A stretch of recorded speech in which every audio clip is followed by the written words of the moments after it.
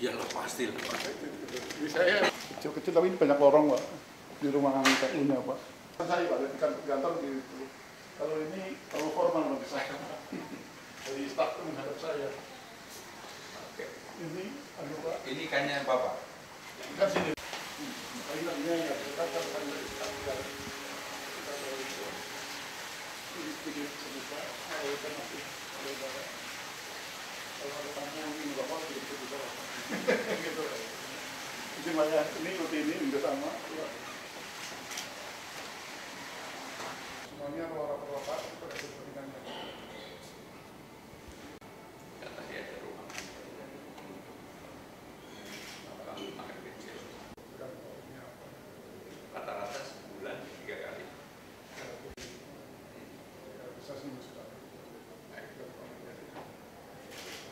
Itu yang rapin benar-benar kumpul semua. Kan kita lihat videonya kan kita juga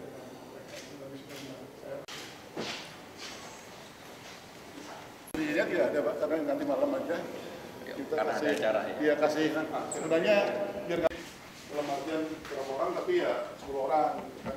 Kalau di ruang kerja kan cuma 6 orang Pak.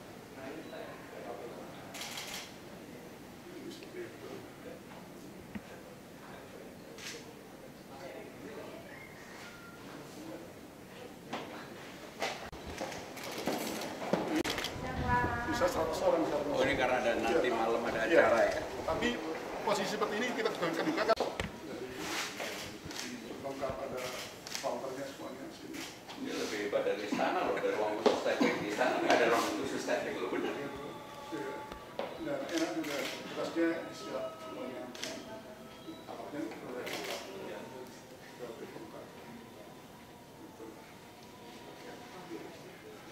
Banyak dari lembaga-lembaga ini di sini. Bagus Pak. Dan banyak sekali orang-orang kita di sini. Mungkin kita kan bagus juga.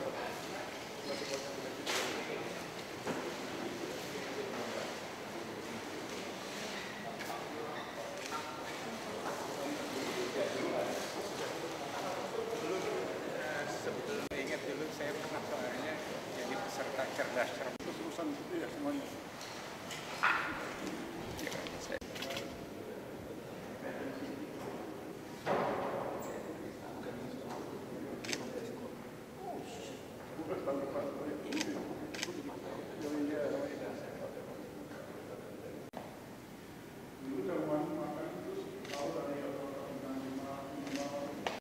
Ada meja khusus panjang untuk jaman makan.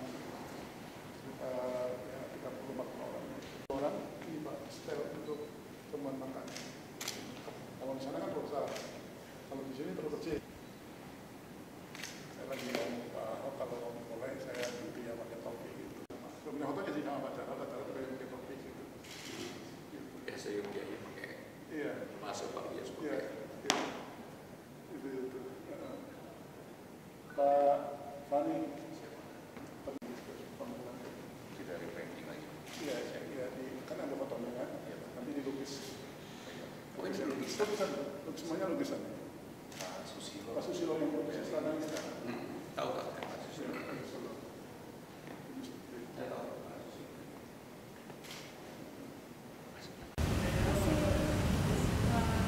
Pas sebelah sini. Baik, Assalamualaikum warahmatullahi wabarakatuh. Selamat siang, khususnya untuk teman-teman media. Siang ini Alhamdulillah kami mendapat kunjungan dari Bapak Pramono Anung, Gubernur terpilih DKI Jakarta, hasil pilkada serentak tahun 2024. Saya bersyukur senang dapat kunjungan dan kami tadi ya bicara-bicara ringan terkait kantor gubernur seperti ini.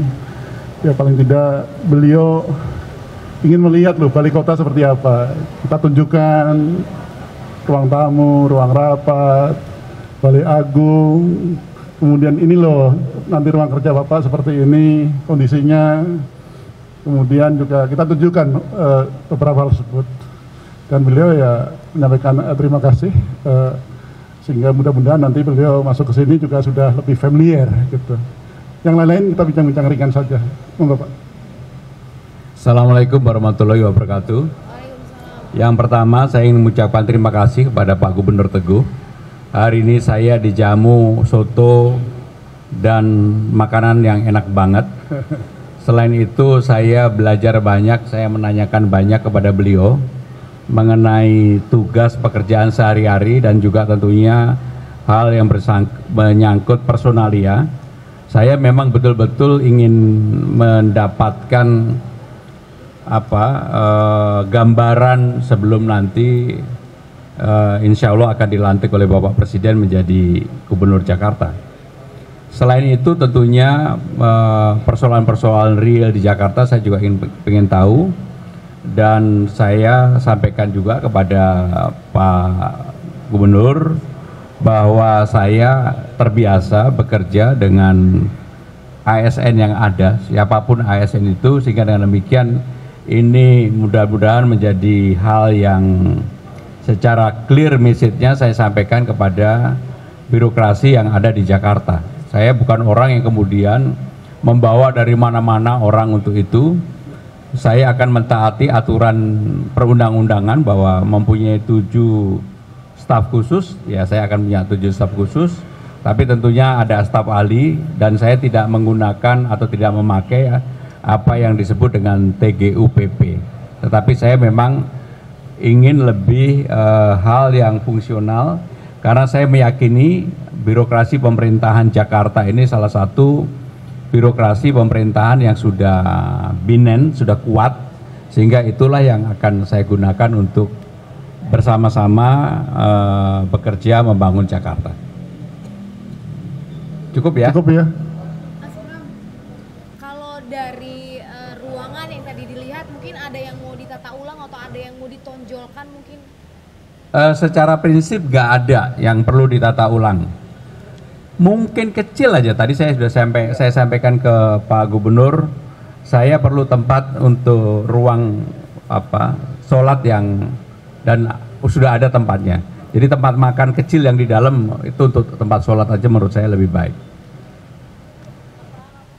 Apa ya? Tadi Bapak sempat menyebutkan ada 7 staf khusus. Nah ini kandidatnya udah ada kah Pak? Dan apakah boleh dibocorkan itu kandidatnya siapa aja? Apakah termasuk ASN, akademisi atau apa Pak? Jadi staf khusus dalam Undang-Undang Nomor 2 Tahun 2024 sudah diatur, dan staf khusus ini tidak tugas utamanya adalah membantu gubernur dan wakil gubernur.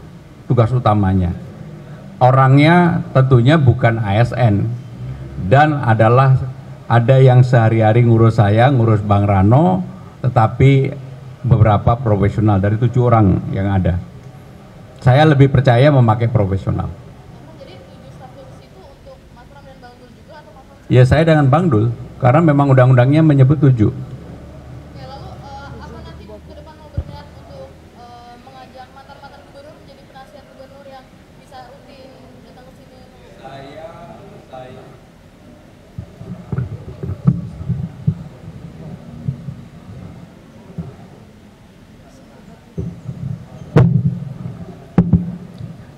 Saya hampir setiap waktu berkomunikasi dengan semua gubernur. Teman-teman aja nggak tahu bahwa saya berkomunikasi dengan Bang Yos. Beberapa hari yang lalu di kawinan saya ketemu Pak Jokowi. Ya saya bisa berkomunikasi dengan siapa aja, termasuk Pak Ahok, Mas Anies, Bang Foke. Jadi untuk urusan itu saya tidak mau kemudian ada barrier, ada batasan. Saya lebih berkeinginan beliau-beliau ini pasti akan kami minta bantuan, minta tolong, minta saran, minta pendapat. Bagi saya itu adalah hal yang biasa. Jadi bagi saya itu akan saya lakukan. Pak PJ, mumpung ada Mas Bram nih, kan Mas Bram kan sudah menegaskan kalau Mas Bram itu menentang keras poligami untuk ASN di Jakarta, dan kalau nanti pas Mas Bram menjabat pergub yang mengatur poligami ini dicabut oleh Mas Bram, gimana? Sebenarnya semangatnya sama ya. Pak Pram sudah menegaskan bahwa saya penganut monogami. Saya pun demikian juga. Makanya kemudian di dalam pergub itu justru diperketat. Sangat sulit untuk bisa melakukan poligami. Tetapi namanya peraturan yang lebih rendah, tentu saja kita tidak boleh bertentangan dengan peraturan yang lebih tinggi. Jadi semangatnya sama. Tapram menganut penuh kami, saya demikian juga. Kemudian juga sulit untuk berpoligami. Kalau ala poligami di luar ketentuan yang memang sedemikian sulit, pastinya juga akan dapat sanksi-sanksi yang lebih berat, pecat dan sebagainya. Samalah, kita dukung Pak.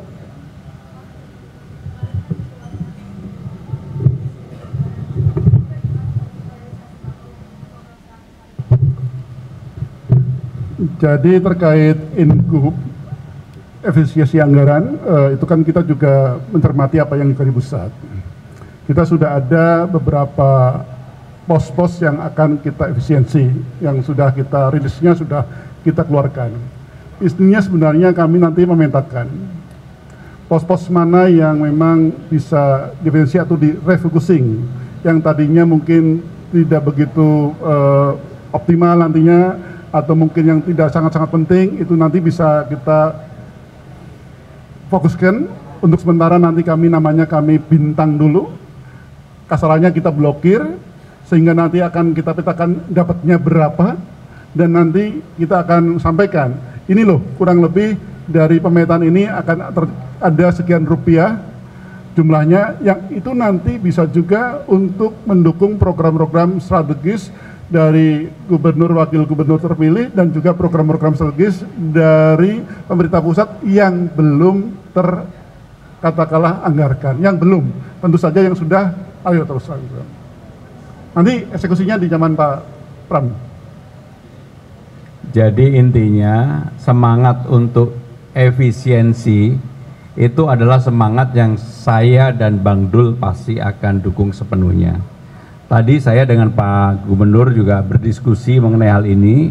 Saya sampaikan kepada beliau, monggo apa aja yang mau diefisiensikan, termasuk urusan snack yang kemarin ditanyakan teman-teman kepada saya. Saya termasuk penganut tidak makan snack banyak-banyak. Jadi bagi saya snacknya mau dipotong, monggo-monggo aja. Cukup ya? Satu lagi kemarin Kepala Dinas Pendidikan tuh mengaku kan sudah banyak membahas tentang rencana program Pak Pram oleh tim presisi, dan katanya dari hasil pembahasan itu ada rencana menambah syarat penerima KJP Plus itu penerimanya itu harus memiliki nilai rapor minimal 70. Nah, apakah itu memang usulan Mas Pram atau bagaimana? Yang pertama saya baru dengar pertama kali ini, karena selama ini saya terus terang tidak ingin mempersulit yang ada.